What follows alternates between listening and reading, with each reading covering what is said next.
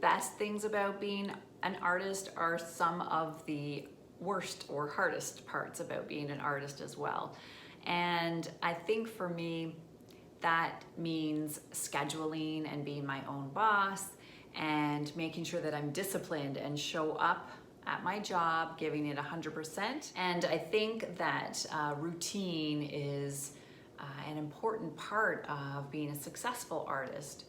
And that also means making sure that you are dedicated to the time that you give to your craft, not just in honing your skills and growing as an artist, but also making sure that the people around you respect your time and your availability. It's very easy to look at artists as just sort of playing and having fun all day long, but it is also a serious career. And if that's something that you are serious about, you need to show up for it and invest as much of yourself and your schedule as you would any job. So I think while it seems like a very glamorous and kind of casual option, the best artists are the ones who show up 9 to 5.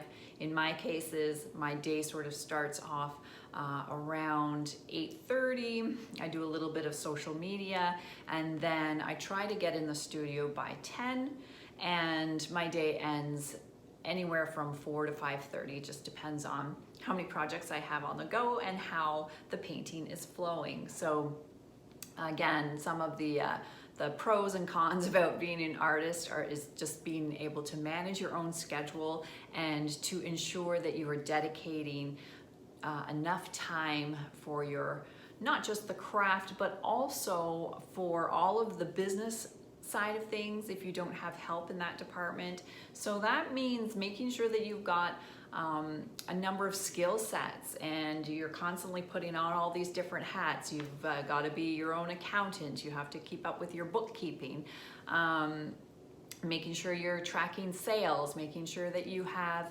a sense of where you're going in terms of a few months from now, a few years from now, setting goals, and making sure that you're setting targets even just daily or weekly.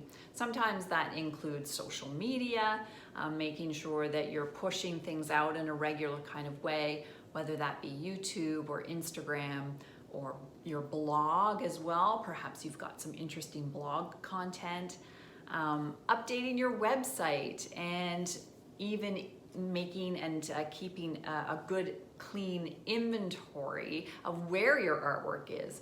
Is it on display at a restaurant? Is it in several galleries? Is your aunt borrowing a painting to help kind of fill a space in a show home, and or you've lent some work to a real estate agent? So making sure that you feel organized and clear in your approach is part of the challenge of being an artist, because we've got so many balls in the air at any one time. But it's also, I think, part of, for me anyway, as a businesswoman, part of the interesting side of kind of creating. So having that creative control is a wonderful thing.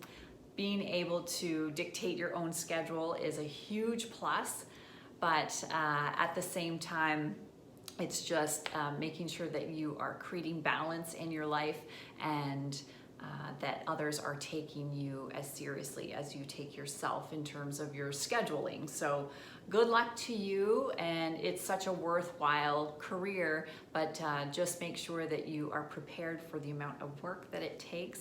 And definitely there are so many, in my mind, so many more perks than negatives, and that's why I've spent 20 plus years as a professional artist and illustrator, and I still wake up every day. There's nowhere I'd rather be than in the studio, and I don't regret for one moment thinking like, oh my gosh, I've got to get up and head to the studio. It for me is truly passion, and it's what I live for.